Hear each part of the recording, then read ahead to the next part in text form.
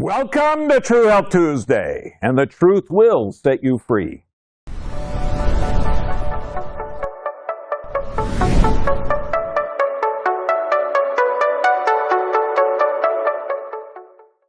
Today, okay, now we're going to talk about brain function next week, but we have to talk about immune systems.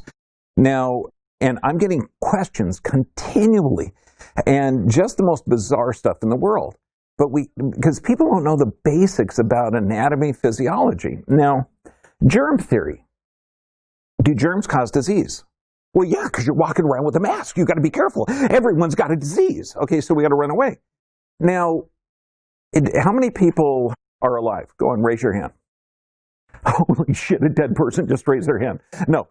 Okay, so now for you to be alive in 2020, you've had parents and grandparents and great-grandparents and great-great-great-grandparents and going back millennia.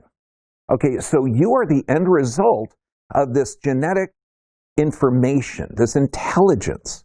Because if you came from Northern Europe, then your relatives probably survived the Black Plague. Okay, you survived different areas of this planet, your history. And so you are actually designed to live on this planet. Now, that's something that people don't think about. Now, we have two brilliant guys here, Louis Pasteur and Antoine Beauchamp. And I encourage you, because this is going to be breaking belief systems. Like if you think germs cause disease, because I've actually had doctors say, oh, you don't even believe in the germ theory. And I said, no, I actually do. I know that the immune system, the resistance of the host, is essential in this. That germs do not cause diseases in healthy individuals. And I encourage you to look at this, but also I want you to look at Dissolving Illusions, book by Susan Humphreys. We got it in our library, if it's still there, but we keep on loaning out books because we have you want to borrow it? It's yours. Now, also, The Dream and Lie of Louis Pasteur. That's a heck of a book, but it's going to start to break belief systems. Now, I put this slide up a few weeks ago, Academy of Ideas. They've got some brilliant stuff in there. But just hold to see if this is true today. Mob mentality and groupthink. Does the average person possess the character traits to stand up to the challenges of life? Or does the typical person have the look of the hunted, possessing the characteristics of sheep? And can most people reduce to the state of utter panic and fear, since a collective disease of the mind has spread across most of the world? The only choice we have for those who want to maintain our mental health is to learn what facilitates human flourishing and to build our lives around such foundations. While societal changes are throughout history, what we are as humans remains relatively constant. Think of this. What facilitates human flourishing? Not fear, not anxiety, not stress. What caused you to have social interaction, have connection, have healthy nutrients, have good exercise, looking at your physical, chemical, and emotional? What societies are thriving on this planet and have thrived?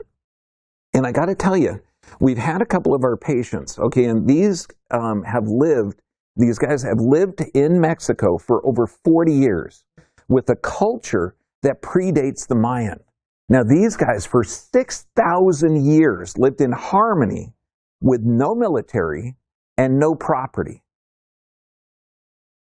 Okay, and no money. They did it for service, to serve each other.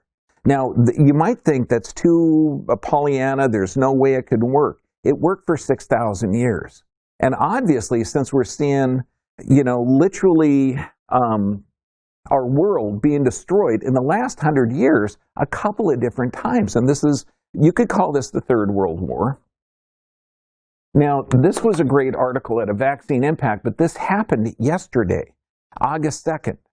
Now, you're looking at thousands of people. They say up to 20,000 people were there in Germany protesting. Now I looked up, there's a couple of German signs there that are saying, give us our freedom, give us our air, stop forcing us to wear masks. Okay, and because well, knowing that there has been and this is what the article says, because I disagree when they say it's 100% cure. Do you know what the cure for the common cold is? You do. It's the common cold.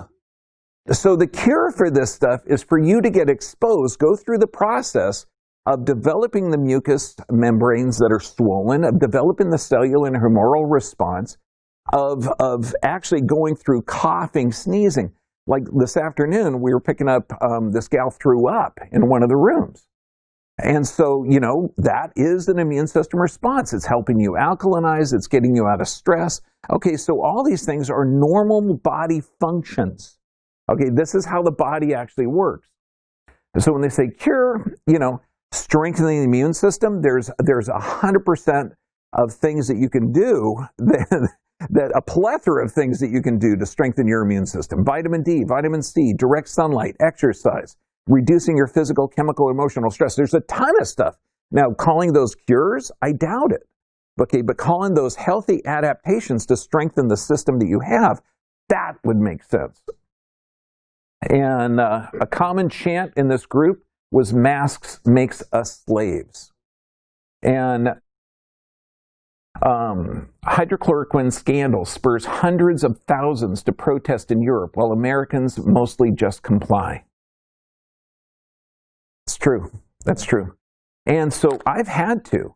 I mean, there are even some stores that aren't utilizing or honoring our mask exemption, because there is no data that shows that a healthy person wearing a mask can protect others. Now, those masks limit oxygen. They put you under stress. And this is an experiment that I don't want to be involved in, but I've had to acquiesce and build my own mask. So I did. I have a hunk of stainless steel chainmail. Okay, now it works really well, actually a little bit better than the paper masks, because it doesn't restrict my breathing. There's no moisture that's going to build up here. And talk about protection. I'll stand side by side with anybody. You shoot that paper mask wearing person in the mouth with an arrow, you shoot me in the mask with an arrow, you might chip a tooth, but it ain't going through this. Okay. Now, if you want to get one of these beauties, okay, granted, I spent some big bucks. It's a pot scrubber. It's a stainless steel pot scrubber for cast iron. And then I have it hung with a hunk of that's sticky stuff that we use around twisted ankles and stuff that all chiropractors have. So, you know, I might just wear it because it looks good. But yeah, this is insane. Okay, so let's look at the actual facts on this, and then we'll go into immune system. Now, crisis, I know what you've been told. Now, this slide is a couple of days old, because what are they doing every day? Cases have gone up. Yeah, no kidding. You're testing 500,000 people a day. You know, we should have more cases. Duh. Okay, but it's always this panic. So now this one had roughly 137,000 people that had died in our country of 331 million. And roughly that's 0.04% of the population has died. Now, granted, the numbers are completely horribly inflated, because they're not saying that this person got COVID and actually from that infection died of that infection. And if anybody actually knows somebody without any comorbid conditions of a healthy person getting this virus and dying, you can make $5,000 right now, today, by calling up and submitting that data to Dr. Tim O'Shea, Northern California, and he'll give you $5,000, because he hasn't seen anyone that has had no comorbid conditions that has died with actual laboratory evidence that they have died from this. So the numbers are a bit off. Okay. Now let's look at long-term care facilities. We know that, you know, New York and New Jersey tried to do their best to take sick people and put them in the long care facilities. Okay, even though that people over 70 are just about the only ones at risk. And you'll see the data to back that up. But it's about 0.11% of population of America dies in these long-term facilities every year. So that's 380,000 people. Guess how many people are going to die next year? About 380,000. The year after, probably a little bit more, but it'll be in the ballpark. And so this is every year. Now, when we look at the death statistics, if you have a country of 331 million, you're going to have an average around 7,700 people dying every day. But if you hear this on the news, cases running up, you might be a little afraid, so you grab your mask and you walk around looking like this. Okay, but if you ask the right questions and look at this, because honestly, the quality of your life depends on the quality of questions you ask. And if you're not asking these questions, you're not going to have a quality of life. You're going to be in shelter in place, you're going to be in lockdown, you're not going to get your hair cut, you're not going to be socializing with friends during, Eid Mubarak, my brothers. Okay, you're not going to be socializing, you're not going to be going to church, you're not going to be going to synagogue, you're not going to be going to these places which are vital for your immune system. Then you look at excess deaths. Okay, so currently, or when I did this, it was like 2 days ago, it was day 213. I think it might be yesterday. And so normally in America, by day 213, there should be about 1,600,000 deaths in America. And that is normal. Nobody shuts anything down. That happens every year. So excess deaths, and that has to do with like the 2017-18 flu season, which was really bad, but 60,000 extra people died. But so excess deaths range between 4 and 11% if there's an increase in damage, disease, stress, or whatever. And I got to tell you, if I just said, be careful, Martians are landing tomorrow, the hospitals would start to fill up with people in stress. Okay, so it has to do with your perception, not what's actually happening to you. So statistically, there's 2.5 times or 2.75 times the amount of deaths happening in nursing facilities than in COVID.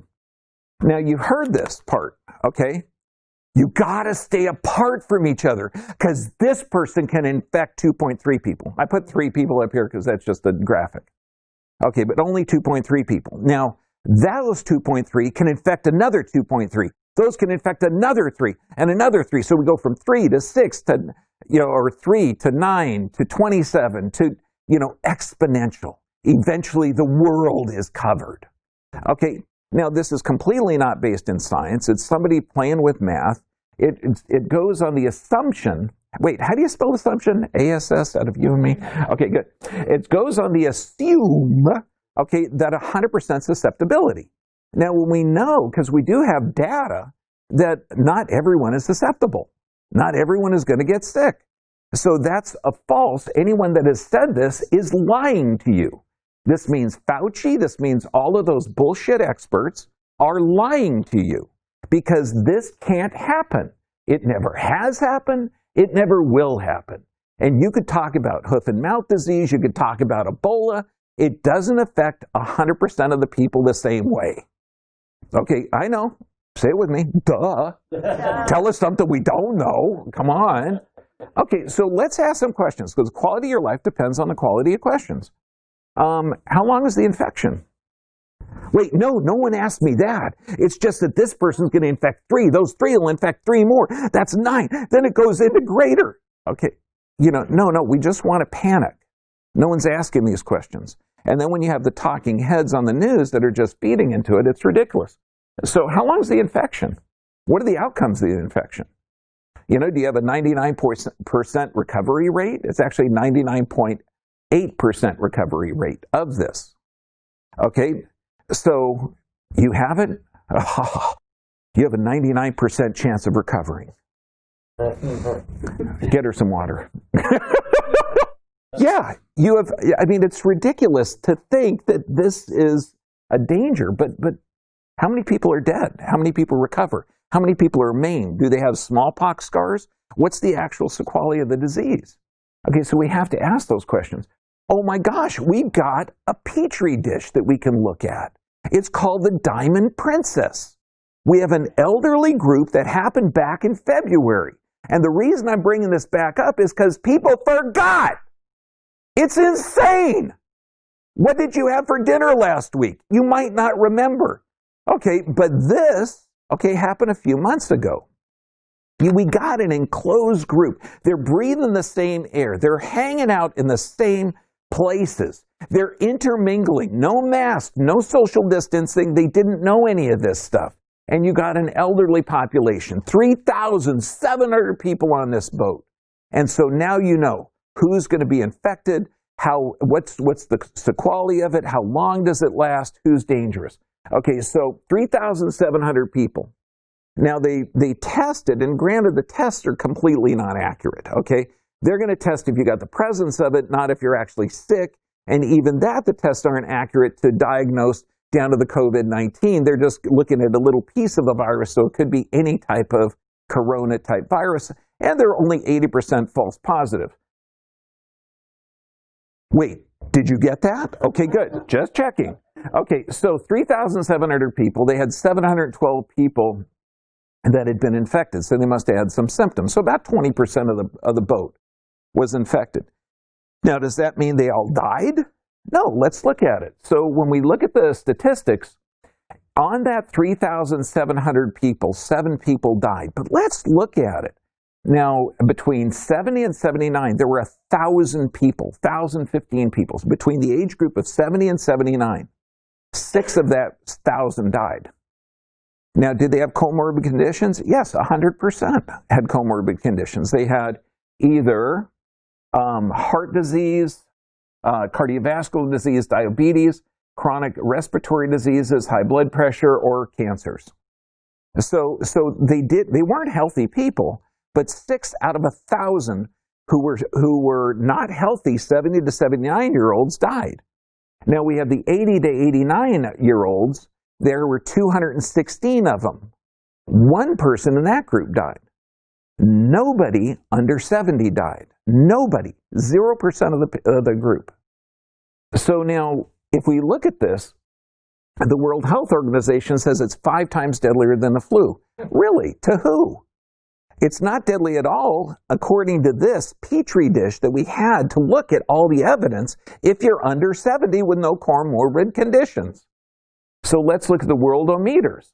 They do this. They found out the same data, okay, that if you were under 70, okay, and you had no comorbid conditions, you were going to be okay. So where did they come with shutting down the schools?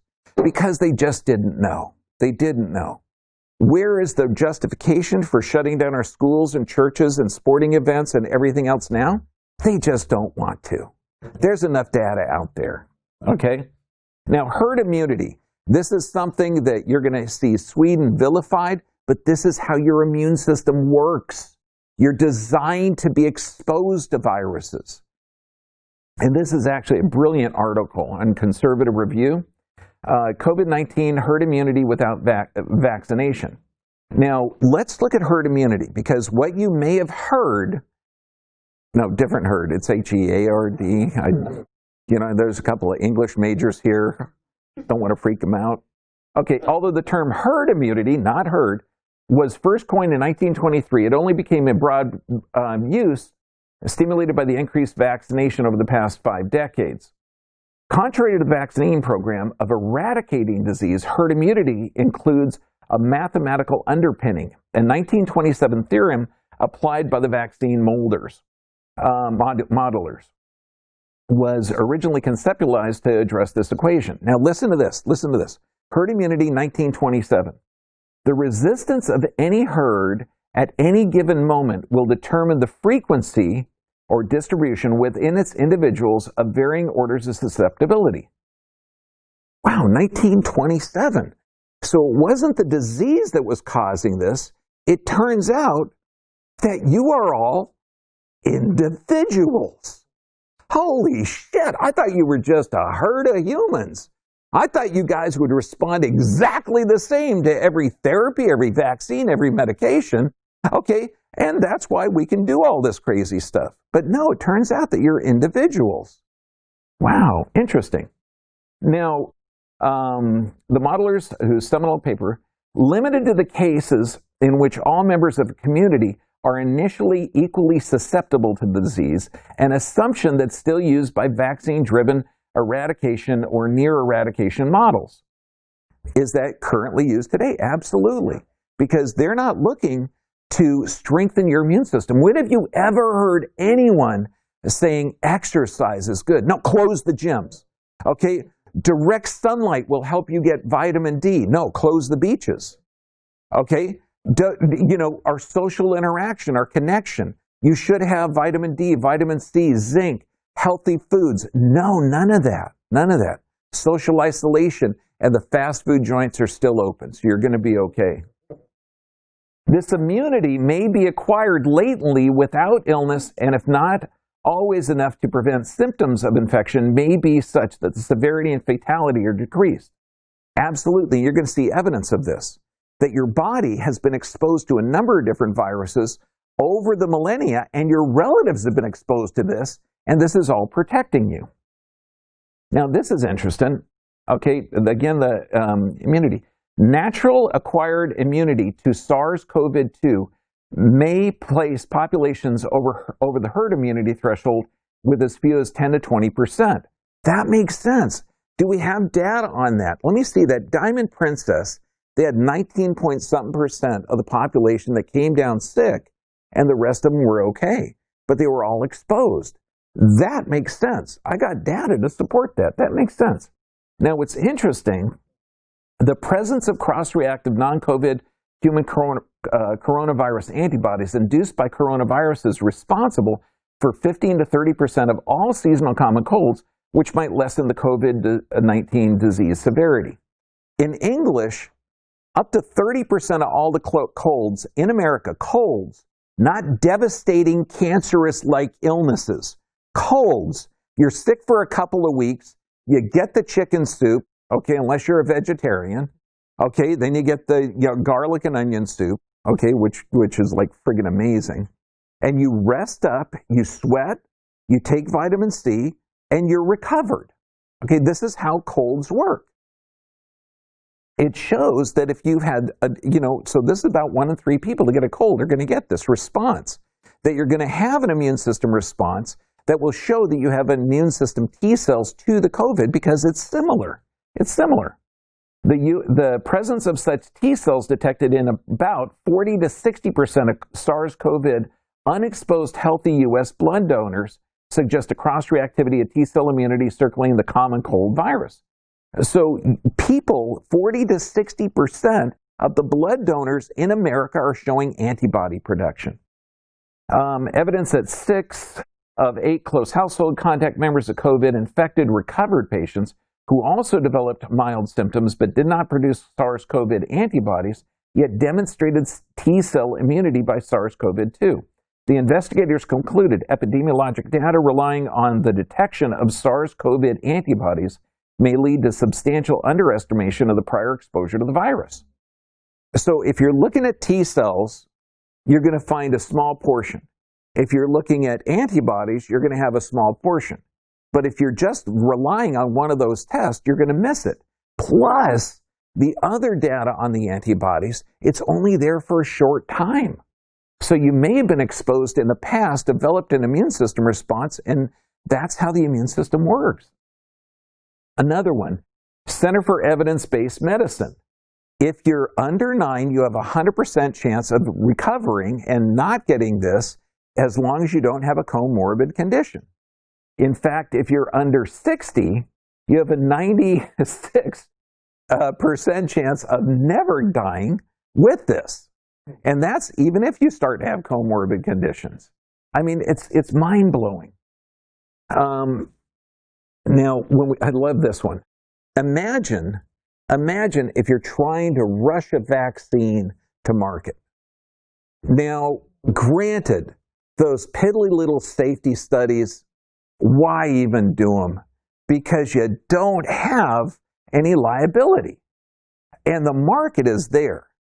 What did I say? The quality of your life depends on the quality of questions you ask? Okay, this was a good article.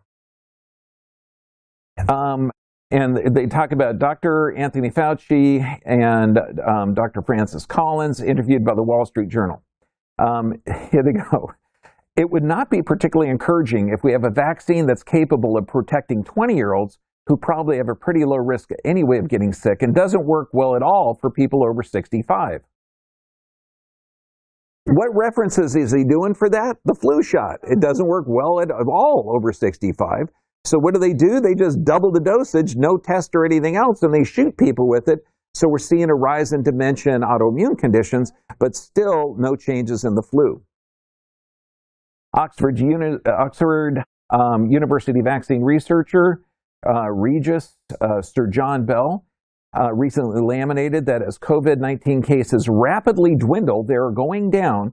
You wouldn't start trials in London now for sure. Bell added that scientists might have to chase the virus around the nation for vaccine trials to be successful. Gee, there's not enough infection here to check if the vaccine works. So, mind-blowing, mind-blowing. Okay, and vaccine enthusiast Fauci and more sober Bell each conveniently ignore the unsuccessful vaccine experiences of other coronavirus vaccines over the past 2 decades. Yeah, they haven't been successful for, 17 years. Now, this is a good article. All-cause mortality during COVID-19, no plague, and a likely signature of mass homicide by government response.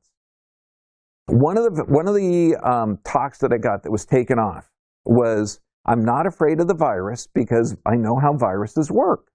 Okay, you got something either really deadly and not that infectious, or you got something really infectious and not that deadly. Okay, based on healthy human beings. So all I can do is take my sick patients and get them as healthy as possible, tell them what they can do to strengthen their immune system, and my healthy patients tell them to get out there and spread health. Talk to people. The latest data of all-cause mortality week by week does not show a winter bird mortality that is statistically larger than the past 4 winters, so there was no plague. So they're looking at stats comparing this year with last year. And with all the hype, wouldn't you expect a massive rise? Because they got refrigerators in front of hospitals, but then they're letting doctors go because they don't have enough work. Then it just doesn't make any sense because what's going on. Now, he goes in to look at the different charts and things of the infectious rate, the death rate, everything else, and it doesn't line up. COVID peak results from the accelerated mass homicide of the immune vulnerable individuals and individuals made more vulnerable by government and institutional actions rather than being from an epidemiologic signature of a novel virus. He's looking at death statistics, he's looking at charts, and he's saying, and you got to read the whole article because it's just brilliant, that it's an accelerated mass homicide of immune vulnerable individuals. Is this what happened in New York? Why does New York have over 3 times the death rate of Sweden? Okay, and forget the economic disaster that New York is going to be. We already know it's just the streets are violent. It's insane, insane. UN warns that this economic shutdown, the government intervention, will kill hundreds of thousands of children. Are children at risk for this disease? Not healthy kids that we're looking at. They're not. But they are at risk of the government intervention. Hundreds of thousands of them will die. Our kids weren't healthy in the first place before this. In fact, 70% of our 17 to 24-year-olds didn't even qualify for military service. If you have questions when this is on YouTube, check the references. You've got choices. What weakens the immune system? We're talking inappropriate stresses, medications, nutrient deficiencies, sedentary lifestyle, and lack of sleep. Okay. Now, is this what's happening in the senior centers that has the highest death rate? Yes or yes? Okay, that's how you weaken an immune system.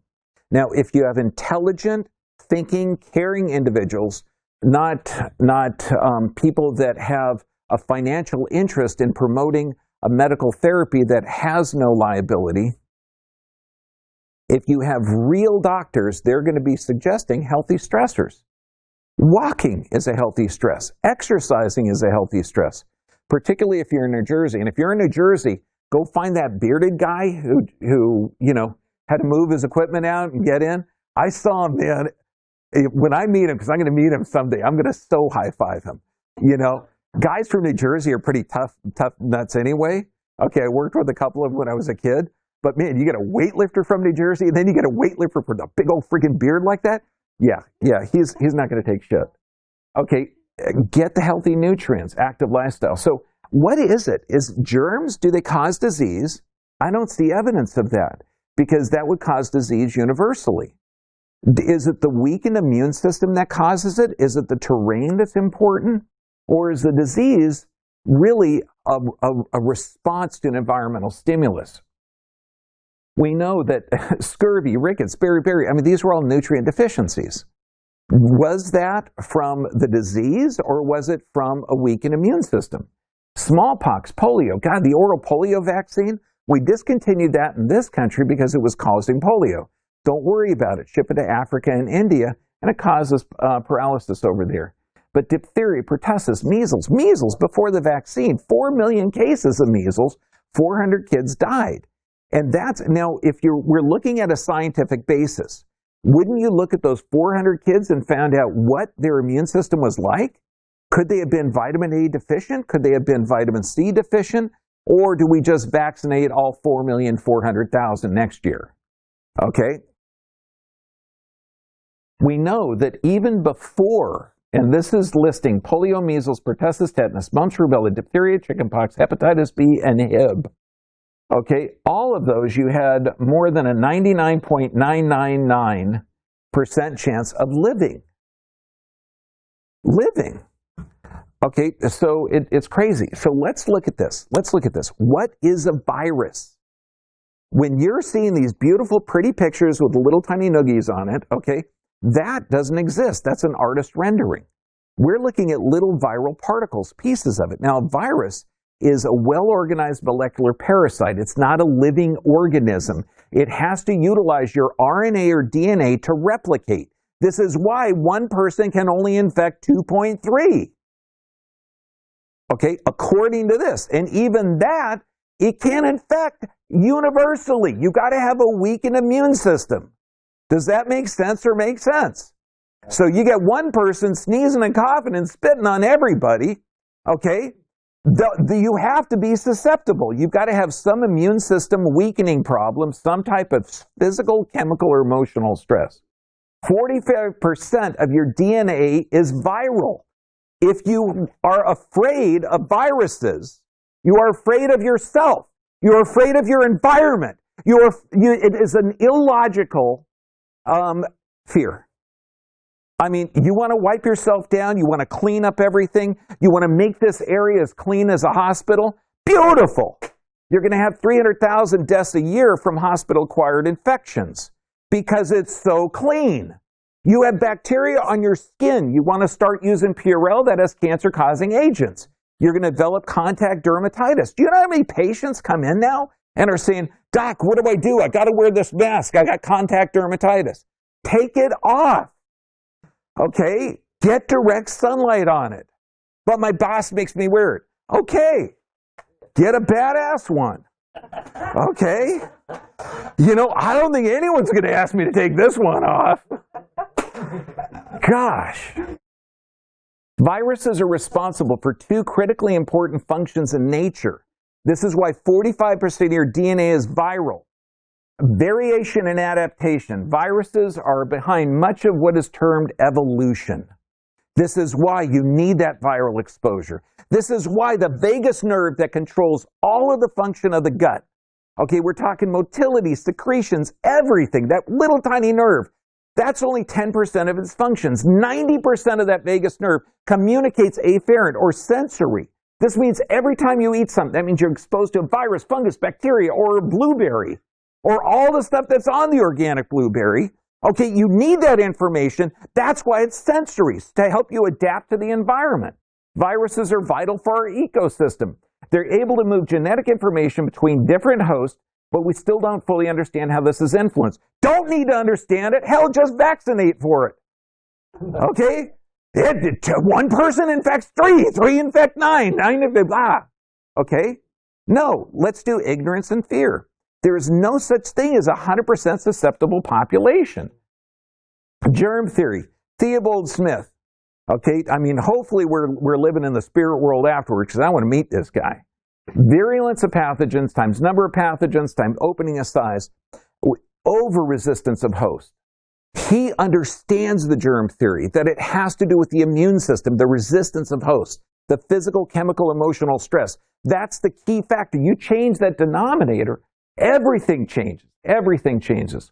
Lancet, the germ theory has become dogma, but it neglects many of the other factors. Dr. Fauci, this article is only 40 years old. You can look at it. Okay, I know you haven't touched a microscope or a stethoscope in a few years.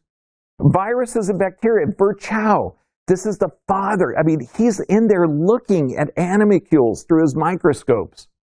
If I could live my life over again, I would devote it to proving that germs seek their natural habitat, diseased tissue, rather than being the cause of the disease. Flies don't cause garbage.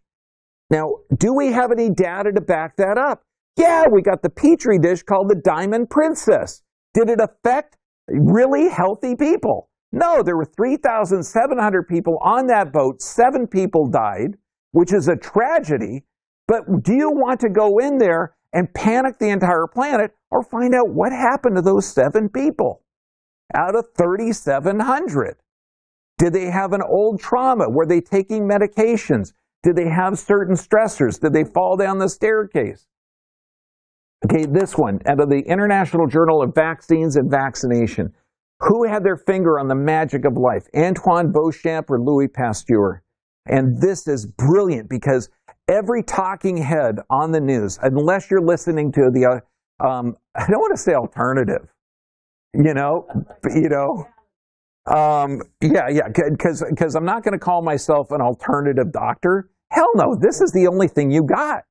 What are you going to do? Take a toxic chemical that destroys your body's ability to respond to the environment?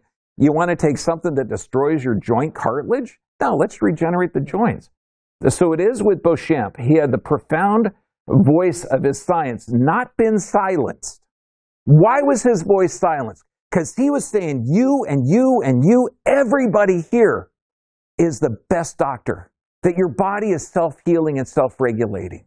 It's like somebody preaching in front of the pulpit and saying, you know what? You don't have to use a priest.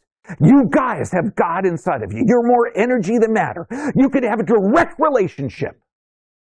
Amen. Amen. Okay, so now let's try it with anatomy and physiology. You guys have millions of years, okay, except for some people who think it's only 6,000 years old. Okay, hundreds of years of evolution in your body. Your grandma, great-grandmama, great-grandpa have experienced all of these different illnesses, and is inside of your DNA. You're designed to thrive on this planet. Your species has thrived from the desert to the Arctic, and you keep doing it. And by God, you're making a difference in the planet. Now, of course, not a good difference. We're going to go back to living in harmony. That's when we're going to change it. Okay, but if you live in an infinite expansion in a finite universe, you're going to have shit like we got now. Okay, so let's look at all science. This is going to be really tough. We have to look at 2 things. Okay, theory and observation. Okay, now the theory is, let's just take vaccines for the heck of it. We're going to inject a little bit of the pathogen, some stuff to stimulate your immune system, like say an adjuvant, maybe a couple of stabilizers. Now, since there's real tissue in there, we got to have some preservatives because we don't want mold. So this is why they're finding GMO stuff in there and antibiotics, and you got to have preservatives. This is why if you're forced, by the way, if you're forced to do a medical procedure without your informed consent, like let's say you're a nurse or something, and you have to get a vaccine for the flu, which is criminal. I mean, it takes away your bodily autonomy. But get the single-dose chicken egg version, okay? Because they're utilizing monkey kidney, aborted human fetal cells, dog kidney, and caterpillar larvae, along with the chicken eggs as the growth medium for the flu shot. Okay, so just get the single-dose chicken egg version. It's going to be a little bit more expensive. but at least that way you'll have less of a chance of autoimmune conditions. Okay, so the theory, so that's the theory. Now, the theory is you inject this stuff into your body. Now, I know what you're thinking. You're thinking, holy shit, that creates a Th2 or an inflammatory response. You're not going to get cellular and hormonal response. That's actually not true.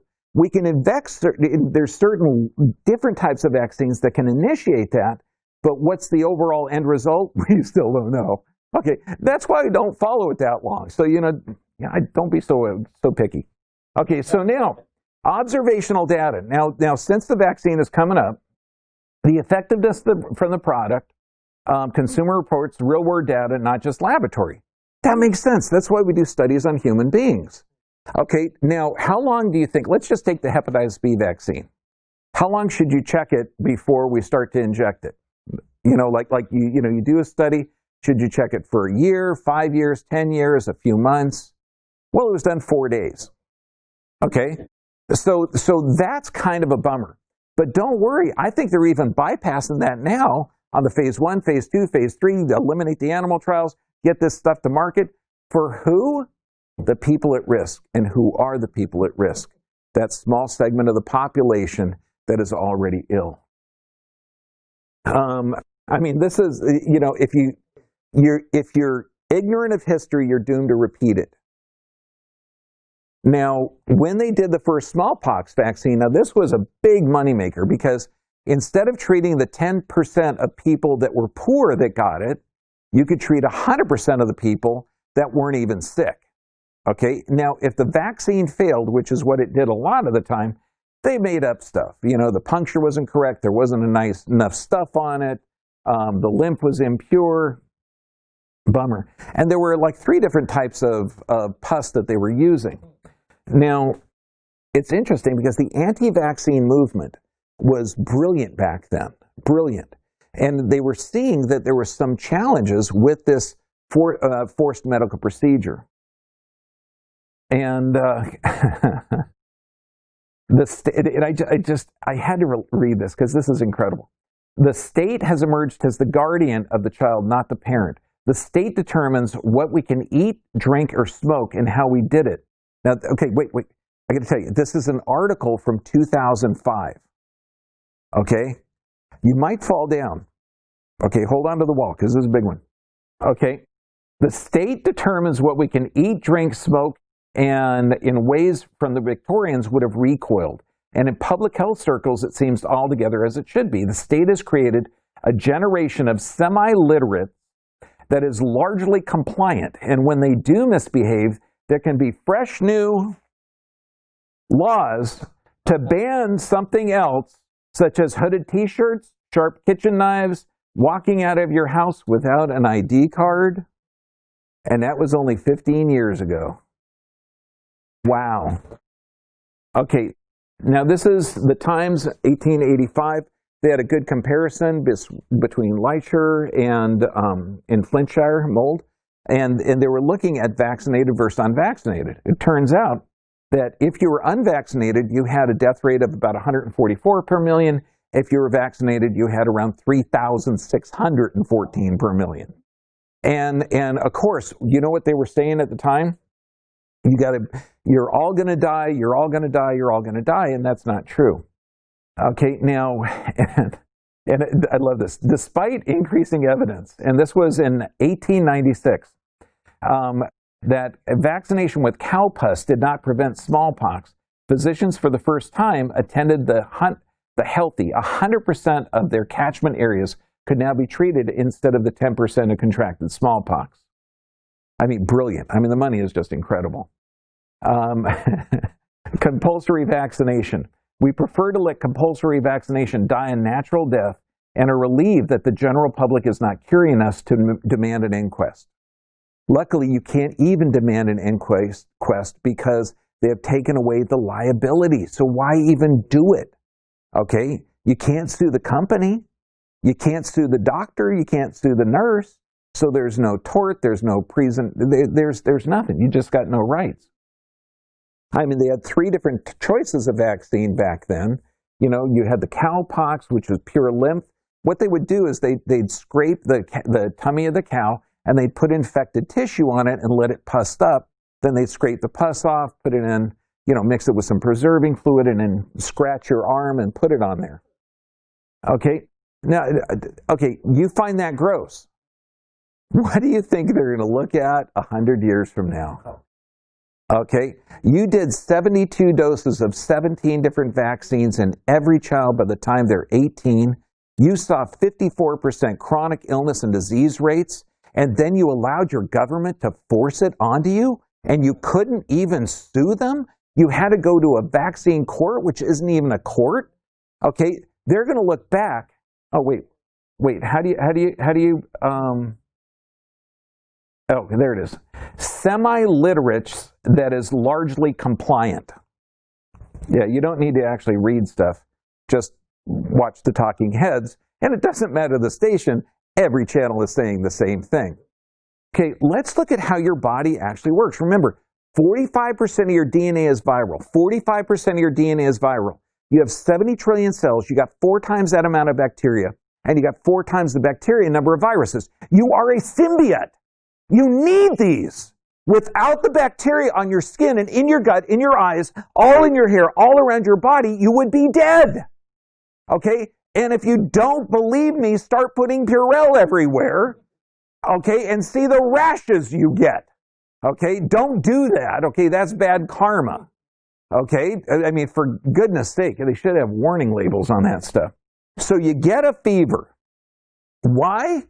Because your immune system increases every degree it goes up. At 104 fever, you get a 64 times faster immune system. Viruses, funguses, and bacteria die at a higher temperature. Oh my God! Is that why your ancestors had sweat lodges? In Native American, in Nordic cultures, I mean everywhere, sweat lodges. Except where the sun was hot, then you'd sweat there. Okay, increased mucus production. I got a drug that will decrease the mucus in your body. No! This walls off the invader! I want mucus! Okay? I'm going to sneeze on somebody or blow it out of my nose. Okay? You know, and then I love this. Journal of Allergy and Clinical.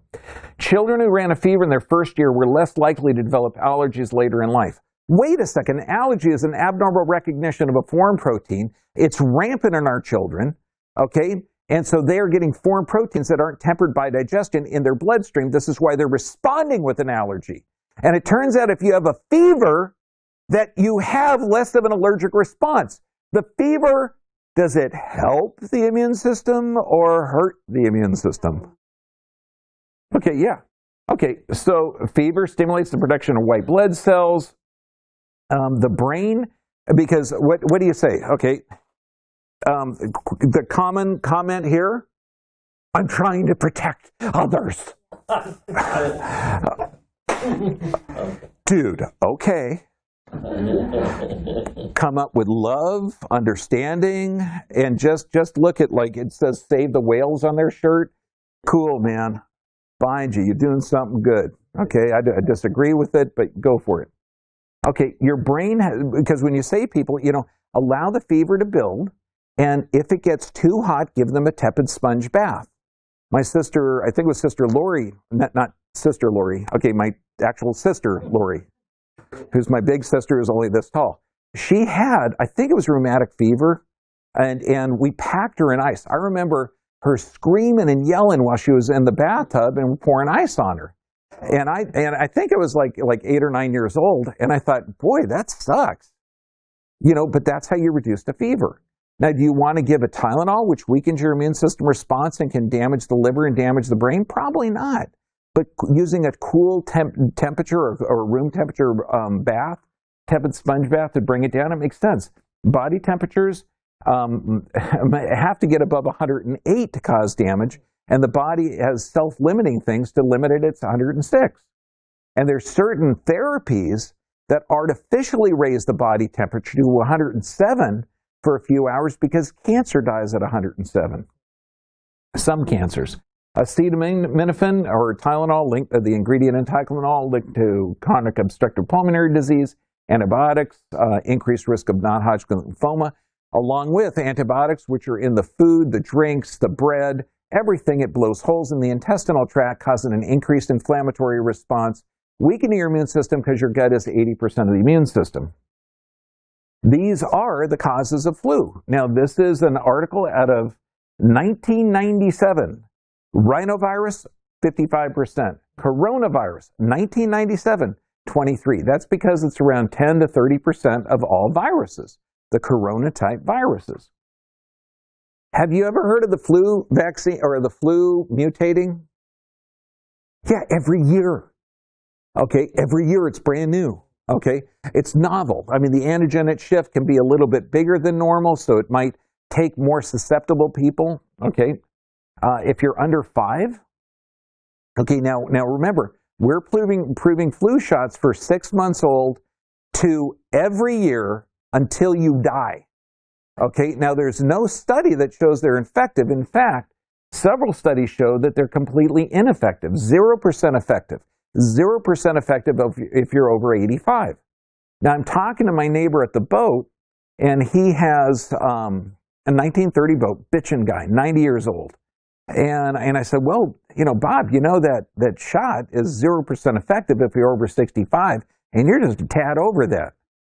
And this guy's cool. He never wears sunblock, normal guy, been around the world a couple of times. He says, well, John, I just do pretty much what my doctor tells me to. I said, are you going to do it? The doctor's going to shoot himself. And I said, okay, I'll do it. And so I gave him some advice, so hopefully he won't do it again. The mercury in the flu shot is dangerous. This is interesting. Now, since we're jumping over animal studies and not doing any long-term studies at all to rush this one vaccine to the market for a small group of people that are vulnerable. So we're going to vaccinate everyone. Okay, I don't want that to go like, whoa, dude, you talk so fast. Okay? Okay, so we're rushing the market, bypassing a lot of safety studies in order to get this to vaccinate everyone to protect a small group of people, okay, with no long-term studies. Well, this is interesting. At a clinical infectious disease, increased risk of non-influenza respiratory virus infections associated with receipt of the influenza vaccine. That means if you get the vaccine, it weakens your immune system response, so you're predisposed to others. Okay. How do you want to live? How do you want to live? You can choose now. Okay, whether they put you in a prison camp or shoot you or whatever, you can choose to live. I mean, look at the people that have survived. Okay, look at the Gulag Archipelago. Okay, Alexander Solzhenitsyn. Look at Man's Search for Meaning. Okay, and you're talking about people that have had horrible things, but they found, even in the depths of prison, when they've lost everything, they found out that they were free inside. That you can choose your mind, your emotion.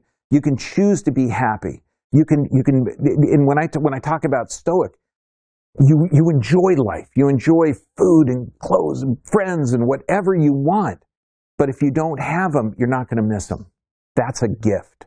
And when you can develop that mindset, then you are bulletproof. There's nothing anyone can do to force you into this. But know that this information is going to be censored. It has to be, because it's going against the entire movement of the planet. So copy this, share this, go to everywhere you can, okay, to save it. We're opening up stuff on Extreme Health Academy. I recommend that. BitChute, we're going to probably go to Brighteon if we can get in that. But this is a simple 5-step thing that we have to do. We got to clean up the food system. That means no CAFOs. The food has to be grown in harmony with the soil and in harmony with people. Why? Because if you have shitty food, you have a shitty people. If you have good food, knowing that you utilize food in order to reproduce yourself, you have a good person then. Okay. Clean up the healthcare. That means that you don't treat symptoms with chemicals. You work, any therapy has to be in harmony with the body's processes. God, wouldn't that be something? Okay. Clean up the environment, the politics. I think we should break off into little monasteries and have little fiefdoms. The fiefdom of California is not working well for me. Infrastructure, let's just get it. But no, do not comply, do not comply, do not comply. if it limits your bodily integrity, do not comply anywhere, anytime. And if you want a mask that provides protection, get chainmail. Next week, we're going to talk about the brain, because we got to keep the brain healthy, and you're going to learn symmetrical movements so that you can be healthy too. Now, let's get out there. Be safe. You're going to be okay. Although I could probably put an eye out with this. Kiss me, my dear.